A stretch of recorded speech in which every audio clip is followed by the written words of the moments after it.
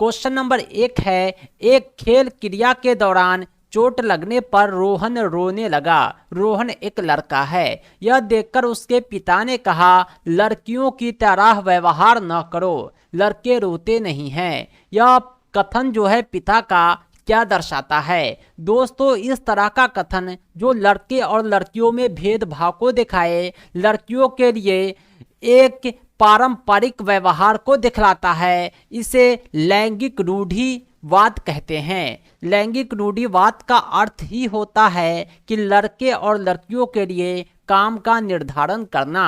अगर आप प्रैक्टिकल की कक्षा में बिकर धोने के लिए लड़कियों को ही कहते हैं तो ये भी लैंगिक रूढ़िवाद है। किचन में खाना बनाने का काम लड़कियों का ही है तो ये भी लैंगिक रूढ़िवाद है। यानी रोहन के पिता का जो कथन था वो लैंगिक रूढ़िवाद को दर्शाता था, क्योंकि उसने रोहन को कहा कि तुम लड़कियों की तरह व्यवहार न करो। बढ़ते हैं अगले सवाल की तरफ। अगला सवाल है, एक प्रगतिशील कक्षा में अध्यापक को अटल पाठ्यक्रम का पालन करना चाहिए या विद्यार्थियों में प्रतिस्पर्धा पर बल देना चाहिए या ज्ञान की संरचना के प्रचुर मौके प्रदान करने चाहिए या विद्यार्थियों को उसके अकादमिक अंकों के आधार पर नामांकित करना चाहिए।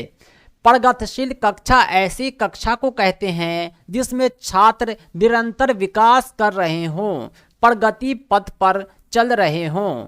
ऐसा तभी होगा जब ज्ञान की संरचना के लिए उसे प्रचुर मौके प्रदान करेंगे, उसे कुछ सीखने का, कुछ समझने का, अपने विचारों को स्पष्ट रूप से रखने का आप उसे भरपूर मौका देंगे, तभी यह प्रगतिशील कक्षा की विशेषता बनेगी। सही जवाब हो जाएगा ऑप्शन 3। अगला सवाल है, एक गतिविधि के दौरान छात्रों को संघर्ष करते हुए देख एक अध्यापिका बच्चों को संकेत और इशारे देती है। क्या, क्यों, कैसे? यानी संकेत और इशारे में वह कुछ न कुछ समझाती है और उसे फैसला लेने का अवसर देती है। एक मनोवैज्ञानिक थे लेव वाइगोत्स्की। इनके सिद्धांत के अनुसार अध्यापिका की यह योजना क्या है? लेव वाइगोत्स्की के सिद्धांत से अगर हम देखते हैं तो अध्यापिका छात्रों को इशारे इशारे में बहुत कुछ समझा रही है। छात्रों को किस प्रकार अधिगम करना है उसका पाठ पढ़ा रही है। यानी अध्यापक का यह इशारा उसके अधिगम के लिए एक आधारभूत संरचना का काम करेगा। बच्चे अध्यापिका का इशारा पाकर अधिगम के लिए मार्गदर्शन पाएंगे। सही जवाब हो जाएगा ऑप्शन 2। अगला सवाल है, बच्चों के सामाजिकरण के संदर्भ में निम्नलिखित में कौन सा कथन सही है? सामाजिकरण उसे कहते हैं कि बच्चा समाज में रहना सीख लेता है।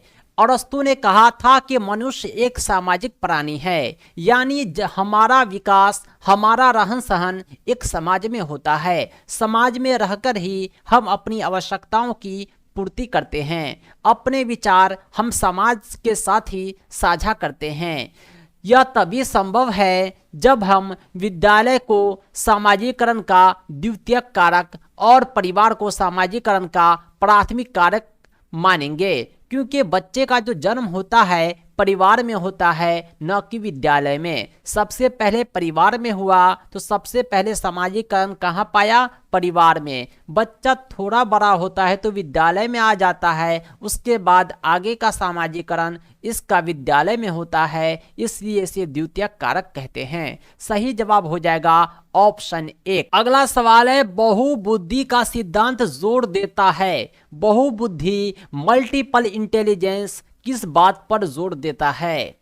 जो मल्टीपल इंटेलिजेंस होता है, बहुबुद्धि होता है, वो सभी काम आसानी से कर लेता है, क्योंकि उसकी बुद्धि जो है बहुरूपीय होती है, अलग अलग दिशा में होती है। सही जवाब हो जाएगा बुद्धिमत्ता की विभिन्न दिशाएं हैं, यानी उसके जो इंटेलिजेंस हैं, उसके सोचने समझने की क्षमता है वो विस्तृत है। अलग अलग तरीके से वो एक ही काम को सोचता है और उसे अंजाम देता है। सही जवाब है ऑप्शन 3। अगला सवाल है 6 नंबर, लॉरेंस कोहलबर्ग के सिद्धांत के अनुसार किसी कार्य को इसलिए करना क्योंकि दूसरे इसे स्वीकृति देते हैं। नैतिक विकास के किस चरण को दर्शाता है? हम कोई काम अगर करते हैं यह सोचकर कि दूसरा आदमी भी यही काम कर रहा है, इसका मतलब यह है कि हम प्रथागत तरीके से काम कर रहे हैं।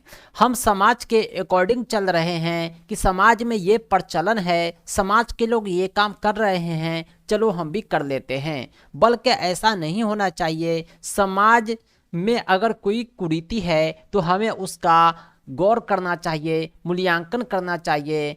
हमें प्रथागत तरीके से अगर हम चलते हैं तो ये नैतिक विकास का एक चरण है। लॉरेंस कोहलबर्ग जो मनोवैज्ञानिक थे उसने इस सिद्धांत को दिया था। सही जवाब है ऑप्शन 2। अगला क्वेश्चन है, लेव वायगोत्स्की का सामाजिक सांस्कृतिक परिप्रेक्ष्य अधिगम प्रक्रिया में कि डैश के महत्व पर जोर देता है। लेव वायगोत्स्की ने जो सामाजिक सांस्कृतिक परिप्रेक्ष्य दिया था, सिद्धांत दिया था, इसमें बच्चा जो है समाज के संस्कृति को फॉलो करता है। जिस समाज में बच्चे का लालन पालन होता है, बच्चा वही उसी समाज के संस्कृति को फॉलो कर लेता है। आपने देखा होगा कि पंजाब के बच्चे का त्यौहार अलग होता है, बिहार के बच्चे का त्यौहार अलग होता है, क्योंकि बिहार की संस्कृति पंजाब की संस्कृति से बहुत ही अलग है। यानी यह जो है अधिगम प्रक्रिया में किस चीज़ पर जोर दे रहा है? सांस्कृतिक उपकरण पर, यानी सांस्कृतिक उपकरण के महत्व पर जोर देता है। सही जवाब ऑप्शन 1। अगला सवाल है, जीन पियाजे अपने संज्ञानात्मक विकास के सिद्धांत में संज्ञानात्मक संरचनाओं को डैश के रूप में वर्णित करते हैं। जीन पियाजे ने जो संज्ञानात्मक विकास कॉग्निटिव डेवलपमेंट का सिद्धांत दिया था, उसमें संज्ञानात्मक संरचनाओं को एस्कीमा का नाम दिया था। एस्कीमा मनोबंध के रूप में ये वर्णित करते हैं। सही जवाब हो जाएगा ऑप्शन 4। अगला सवाल है 9 नंबर, जीन पियाजे के संज्ञानात्मक विकास के सिद्धांत में पूर्व संज्ञानात्मक अवस्था में विकास का मुख्य गुण क्या होता है? जीन पियाजे ने जो संज्ञानात्मक विकास का सिद्धांत दिया था, उसमें इन्होंने पूर्व संज्ञानात्मक अवस्था के विकास के गुण को भी बताया था। पूर्व संज्ञानात्मक अवस्था कहते हैं 2 से 7 वर्ष की आयु को। बच्चे जो 2 से 7 वर्ष के होते हैं वे किस तरह सोचते हैं, उसके विचार कैसे होते हैं, आप भी गौर कर सकते हैं कि उसके विचारों में केंद्रीकरण होता है। अगर बच्चे ने मान लिया कि ये जो खिलौना है इसमें भी जान है, तो बच्चे का विश्वास पूरा रहेगा इस बात पर कि ये खिलौना सच में जीवित है, हमारी तरह वो एक जीव है। अगला सवाल है जो विकास से संबंधित है। विकास के संदर्भ में निम्न में से कौन सा कथन सही है? पहला ऑप्शन है, विकास की दर सभी संस्कृतियों में सभी के लिए समान होती है। यह कभी नहीं हो सकता। विकास की दर जो है सबके लिए अलग अलग होती है। एक ही स्कूल में पढ़ने वाला बच्चा कुछ तेज होता है, कुछ भूत होता है। कोई आसानी से फॉलो कर लेता है, कोई समझने में दुश्वारी होती है। अब देखते हैं दूसरे ऑप्शन को। विकास केवल विद्यालय में होने वाले अधिगम से होता है। ऐसा बिल्कुल नहीं है। विकास परिवार में भी होता है, समाज में भी होता है, बल्कि हर जगह होता है। जहां हम मानते हैं कि यहाँ विकास नहीं होता है, वहाँ भी विकास होता है। अगला है कि विकास केवल बाल्यावस्था के दौरान होता है। यह भी गलत है। वृद्धि निरंतर चलकर रुक जाती है, लेकिन विकास जो होता है निरंतर चलने वाली प्रक्रिया होती है। यह कभी नहीं रुकती। मृत्यु तक व्यक्ति का विकास होता रहता है। अगला है विकास बहुआयामी होता है। ये सही है। विकास के बहुत सारे आयाम होते हैं। डिफरेंट डायमेंशन में मल्टी डायमेंशनल विकास होता है। सही जवाब ऑप्शन 4। अगला सवाल है 11 नंबर, जन्म से किशोरावस्था तक बच्चों में विकास का क्रम क्या है? जन्म के समय जो बच्चे शैशवावस्था में होते हैं उसमें सेंसरी मोटर विकास होता है, सांवेदिक विकास होता है। बच्चे जो है अनुभूति करके किसी को पहचानते हैं, समझते हैं। उसके बाद की जो अवधि है बाल्यावस्था की, उसमें मूर्त विकास होता है। खिलौना उसके सामने है तो वो उसे पहचानेंगे, खिलौना हट गया वो खिलौने को भूल जाएंगे। किसी और खिलौना जो उसके सामने है उसको वो याद करने लगेंगे। उसके बाद अमूर्त विकास होता है, बिना देखे हुए उसमें जो है समझने की, सोचने की, पहचानने की क्षमता आ जाती है। सही जवाब हो जाएगा ऑप्शन 1। अगला सवाल है, एक प्रगतिशील कक्षा में व्यक्तिगत विभिन्नता को किस प्रकार देखा जाना चाहिए? व्यक्तिगत विभिन्नता जो अलग अलग छात्रों में अलग अलग भिन्नता होती है, प्रगतिशील कक्षा के लिए क्या वो सहायक है या बाधा है? आइए हम जानते हैं। क्या यह अधिगम प्रक्रिया में बाधा है? ऐसा बिल्कुल नहीं। अगर छात्रों में विभिन्नता है तो यह सहायक है, क्योंकि अलग अलग छात्रों के अलग अलग गुण बाकी छात्रों के लिए सहायक होंगे। अगर मुझे उर्दू आती है तो मैं हिंदी भाषी छात्रों को उर्दू के कुछ वर्ड ज़रूर सिखा दूंगा।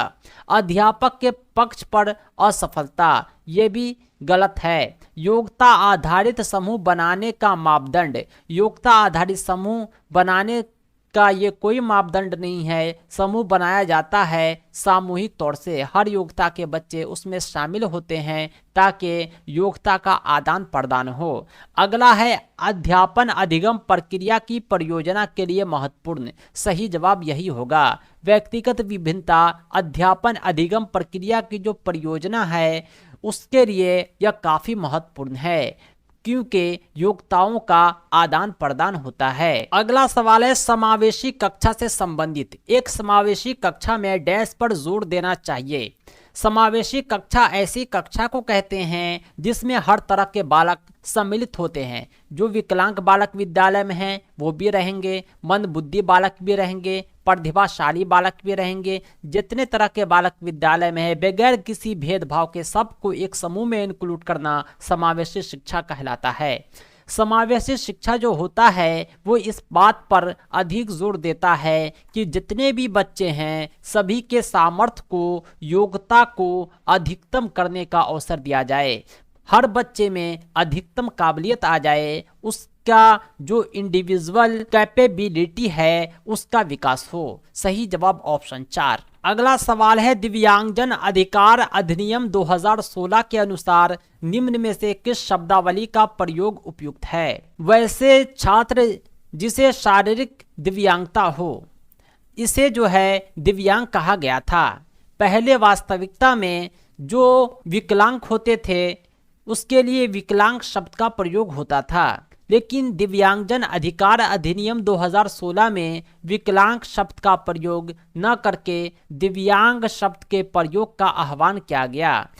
ऐसे छात्र जिसमें शारीरिक दिव्यांगता हो उसे दिव्यांगजन अधिकार अधिनियम में दिव्यांग कहा गया है। सही जवाब हो जाएगा ऑप्शन 3। अगला सवाल है, 15 नंबर, अधिगम कठिनाइयों से जूझते छात्रों की जरूरतों को संबोधित करने के लिए एक अध्यापक को क्या नहीं करना चाहिए? अधिगम कठिनाई उसको बोलते हैं जिसमें बच्चा को पढ़ाया जाए वो पढ़ नहीं पाए, समझाया जाए वो समझ नहीं पाए। इसके लिए अध्यापक को क्या क्या करना चाहिए आइए हम जानते हैं, फिर हम सही ऑप्शन की तलाश करेंगे।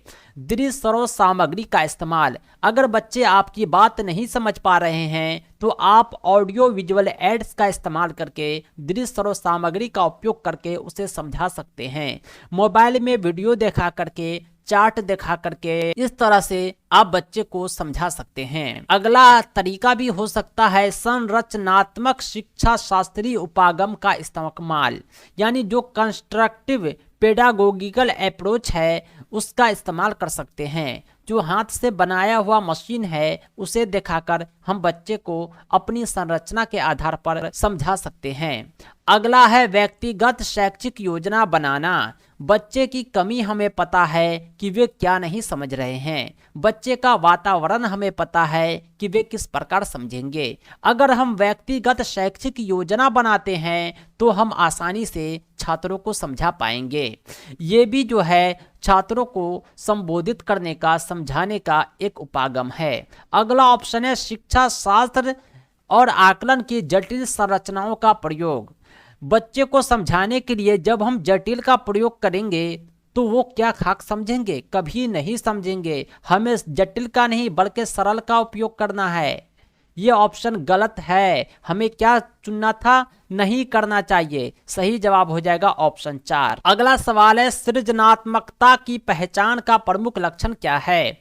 यानी आइडेंटिफिकेशन ऑफ क्रिएटिविटी, गम बोधगम्यता, ये नहीं होगा। अपसारी चिंतन, अपसारी चिंतन का अर्थ होता है उसके सोचने समझने की जो क्षमता है उसमें भिन्नता हो। किसी भी चीज को वह अलग अलग तरीके से सोचे, वह अपसारी चिंतन कहलाता है। यानी जब उसमें अपसारी चिंतन रहेगा तो उसके अंदर सृजनात्मकता आएगी, क्योंकि एक विषय पर वो भिन्न भिन्न तरीके से चिंतन की क्षमता रखता है। सही जवाब हो जाएगा ऑप्शन 2। अगला सवाल है, विविध पृष्ठभूमियों के अधिगमकर्ताओं को संबोधित करने हेतु एक अध्यापक को क्या करना चाहिए? यानी कक्ष में जो बच्चे हैं अलग अलग पृष्ठभूमि से आए हैं। कोई अमीर घराने से है, कोई गरीब घराने से है, कोई शिक्षित घराने से है, कोई अनपढ़ घराने से है। सबके रहन सहन एक दूसरे से अलग हैं। कोई शहर से आया है, कोई गांव का ही बच्चा है। अध्यापक को ऐसी स्थिति में क्या करना चाहिए? आइए हम ऑप्शन देखते हैं। विविधता संबंधी मुद्दों पर बातचीत टालनी चाहिए। यानी जो विविधता है बच्चों में उसे हम इग्नोर करेंगे, ऐसा नहीं, बल्कि विविधता के अनुसार ही हमें बच्चों को पढ़ाना है। विविध विन्यासों से उदाहरण लेने चाहिए। अगर हम बच्चे को कुछ पढ़ा रहे हैं तो हमें उसके विविधता का ख्याल रखना है। बच्चे को हम संज्ञा समझा रहे हैं तो उसे बोलेंगे ये नाउन है, ये इस्म है। हिंदी भाषी बच्चे समझ जाएंगे कि संज्ञा क्या होता है। जो इंग्लिश जानते हैं उसे समझ में आ जाएगा कि अरे नाउन को ही तो संज्ञा कहते हैं। उर्दू के बच्चे भी समझ जाएंगे कि वही संज्ञा है जो इस्म है। यानी हम विविध विन्यासों से उदाहरण लेंगे, इस तरह बच्चे समझ जाएंगे। सही जवाब ऑप्शन 2। अगला सवाल है, समस्या समाधान क्षमताओं को किस प्रकार सुसाध किया जा सकता है? समस्या समाधान क्षमता हर बालक में होनी चाहिए। उसे किस प्रकार करेंगे? समरूपों के इस्तेमाल को बढ़ावा देकर, यानी अलग अलग रूप का जो समानता है उसके इस्तेमाल को हम बढ़ावा देंगे तो समस्या समाधान क्षमता का विकास होगा। सही जवाब ऑप्शन 3। अगला सवाल है, अधिगम की अभिप्रेरणा को किस प्रकार कायम रखा जा सकता है? अभिप्रेरणा कहते हैं मोटिवेशन को, अधिगम कहते हैं सीखने को। बच्चे लगातार सीखते रहे, उसे आप किस प्रकार मोटिवेट करेंगे? बच्चे को दंड देकर कभी नहीं कर सकते हैं। बच्चे को बहुत आसान क्रियाकलाप देकर भी नहीं कर सकते हैं। उसे कुछ जटिल देना होगा ताकि वो अपने दिमाग का उपयोग करे। यत्रवत याद करने पर जोर देकर, यानी हम उसे बगैर किसी ऑर्गेनाइज्ड कुछ भी याद करने को कह दे, ये भी उचित नहीं है। बल्कि हम उसे प्रवीणता अभिमुखी लक्ष्यों पर जोर देंगे। यानी उसे हम एक निर्धारित गोल देंगे, उसके अकॉर्डिंग उसे हम काम करने के लिए तैयार करेंगे, तभी वे अधिगम के लिए अभिप्रेरित होगा और उसकी अभिप्रेरणा कायम रहेगी। सही जवाब ऑप्शन 2। अगला सवाल है, शर्मिंदगी के बारे में। शर्मिंदगी क्या होता है? का संज्ञान से कोई संबंध नहीं है? ऐसा नहीं, बल्कि यह भी एक जो है संज्ञान से संबंधित है। शर्मिंदगी का संज्ञान पर नकारात्मक प्रभाव पड़ सकता है। अगर किसी को शर्मिंदगी का एहसास होता है तो अपनी शर्मिंदगी से वो डीमोटिवेट भी हो सकता है। समाज में वह जो काम कर रहा था शर्मिंदगी के बाद वह काम करना बंद कर देगा। यानी शर्मिंदगी एक अच्छी चीज़ नहीं है, बल्कि संज्ञान पर नकारात्मक प्रभाव पड़ता है। किसी को भी शर्मिंदा नहीं करना चाहिए। सही जवाब ऑप्शन 2। अगला सवाल है, निम्न में से अध्यापन अधिगम का सबसे प्रभावशाली माध्यम कौन सा है? विषय वस्तु को यत्रवत याद रखना ये भी अनुचित है। यानी हम यत्रवत जहाँ भी आएगा ये गलत होगा। संकल्पनाओं के बीच संबंध खोजना, हमारी जो संकल्पना है उसके बीच इंटरकनेक्शन रिलेशनशिप तलाशना जो अध्यापन अधिगम का सबसे प्रभावशाली माध्यम होता है। सही जवाब हो जाएगा ऑप्शन 2। अगला सवाल है, एक अध्यापिका को दिए गए क्रियाकलाप में छात्रों की विभिन्न त्रुटियों का विश्लेषण करना चाहिए। अगर अध्यापिका किसी छात्रों को कोई क्रियाकलाप देती है, अगर वो बच्चे त्रुटि करते हैं तो त्रुटि का विश्लेषण करना, बच्चे को त्रुटि दिखलाना, उसे समझाना उचित है या अनुचित है। क्या हम त्रुटि को नज़रअंदाज कर दें, इग्नोर कर दें? आइए ऑप्शन देखते हैं। इस आधार पर यानी त्रुटि दिखाकर वह दंड की मात्रा निर्धारित कर सकती है। यह ऑप्शन गलत है, हम बच्चे को कभी दंड नहीं दे सकते। त्रुटि की समझ अध्यापन अधिगम प्रक्रिया के लिए अर्थपूर्ण है। सही जवाब हो जाएगा। बच्चे अगर अपनी त्रुटि को पहचान लेंगे, त्रुटि को समझ लेंगे तो यह अध्यापन अधिगम प्रक्रिया के लिए अर्थपूर्ण हो जाएगा। सही जवाब हो जाएगा ऑप्शन 2। अगला सवाल 23 नंबर क्वेश्चन सीखने से संबंधित है। बच्चों को सीखने में कठिनाई कब होती है? जब सूचना को अलग अलग टुकड़ों में प्रस्तुत करते हैं। यह सही जवाब हो जाएगा। अगर सूचना अलग अलग टुकड़े में रहेंगे, वे दोनों टुकड़े को जब तक इंटरकनेक्ट नहीं करेंगे तब तक वे समझ नहीं पाएंगे, यानी उसको सीखने में कठिनाई होगी। आइए बाकी ऑप्शन भी हम देख लेते हैं। वे आंतरिक रूप से अभिप्रेरित हो। जब कोई बालक आंतरिक रूप से मोटिवेट रहेगा तो वो काफी हद तक खुद ही सीखेगा। अगला है अधिगम सामाजिक संदर्भ में हो। बच्चे समाज में रहते हैं, सामाजिक मूल्यों में सीखते हैं। अगर अधिगम समाज के संदर्भ में हो तो वे बच्चे आसानी से सीखेंगे क्योंकि वे समाज में प्रैक्टिकल ले रहे होते हैं।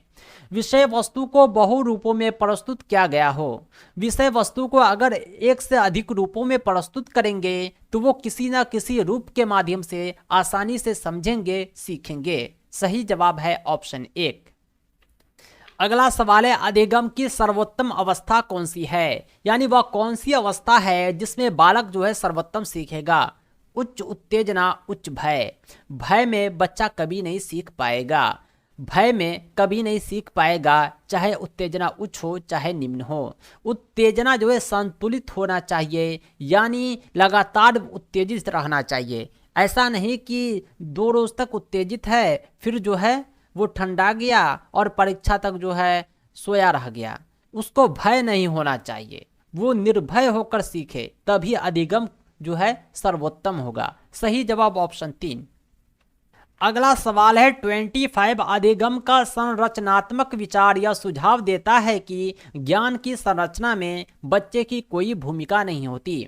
ऐसा नहीं है, ज्ञान की संरचना में बच्चे की महत्वपूर्ण भूमिका होती है। बच्चे पूर्ण रूप से वयस्कों पर निर्भर होते हैं, यह भी सही नहीं है। बच्चे जो है अपनी एक्टिविटी से भी सीखते हैं, दूसरों को देखकर स्वयं सीखते हैं। बच्चे सक्रिय भूमिका निभाते हैं, यह सही जवाब हो जाएगा। जो अधिगम का संरचनात्मक विचार है यह सुझाव देता है कि ज्ञान की संरचना में बच्चे सक्रिय भूमिका निभाते हैं। अगला सवाल है 26 अधिगम के लिए निम्न में कौन सी धारणा उपयोग है। योग्यता सुधार्य, योग्यता अटल, प्रयासों से कोई फर्क नहीं पड़ता, असफलता अनियंत्रित है। सही जवाब हो जाएगा ऑप्शन 1, योग्यता सुधार्य है। यह अधिगम के लिए सबसे उपयुक्त धारणा है। अगला सवाल है निम्न में कौन सी परिपाटी विद्यार्थियों में संकल्पनात्मक समझ में बढ़ोतरी करने में सहायक है, यानी वह कौन सा मेथड है जो विद्यार्थियों की संकल्पनात्मक समझ को बढ़ाएगा। प्रतिस्पर्धा आधारित प्रतिस्पर्धाएं, ऐसी प्रतिस्पर्धा जो प्रतिस्पर्धा पर ही आधारित हो, पास फेल हो, वो उचित नहीं है। पाठ्य पुस्तक केंद्रित शिक्षा शास्त्र, शिक्षा जो है बाल केंद्रित होना चाहिए, बच्चे के अकॉर्डिंग होना चाहिए, न कि पाठ्य पुस्तक के केंद्रित। बारंबार परीक्षा भी उचित नहीं है। परीक्षा लेकर हम बच्चे की योग्यता को नहीं माप सकते हैं। बच्चे में वो योग्यता भी होते हैं जिससे परीक्षा में प्रश्न नहीं पूछे जाते हैं।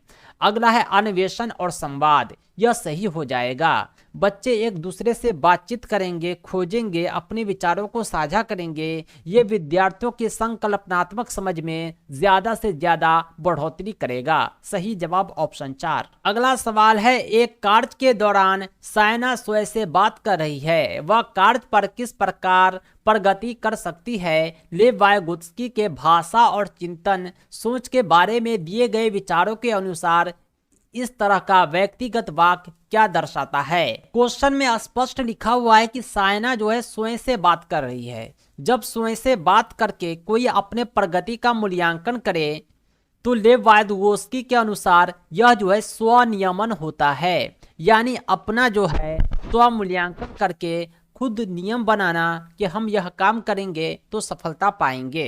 सही जवाब ऑप्शन 2। अगला सवाल है 29 मूल्यांकन पद्धति का लक्ष्य होना चाहिए। परीक्षा के स्थान पर मूल्यांकन को बढ़ावा दिया जाता है। विद्यार्थियों को नामांकित करना यह इसका लक्ष्य नहीं है।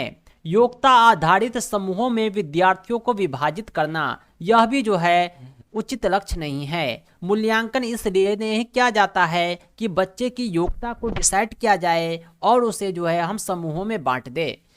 विद्यार्थियों की ज़रूरतों एवं आवश्यकताओं की पहचान करना। मूल्यांकन इसलिए किया जाता है कि बच्चे की योग्यता क्या है, उसकी आवश्यकता क्या है, उसकी ज़रूरत क्या है। अगर हम मूल्यांकन करके उसकी कमियों को जानेंगे तो उसकी कमियों का हम निदान कर सकते हैं। मूल्यांकन का असल लक्ष्य ही यही है, विद्यार्थियों की ज़रूरत एवं आवश्यकता की पहचान करना।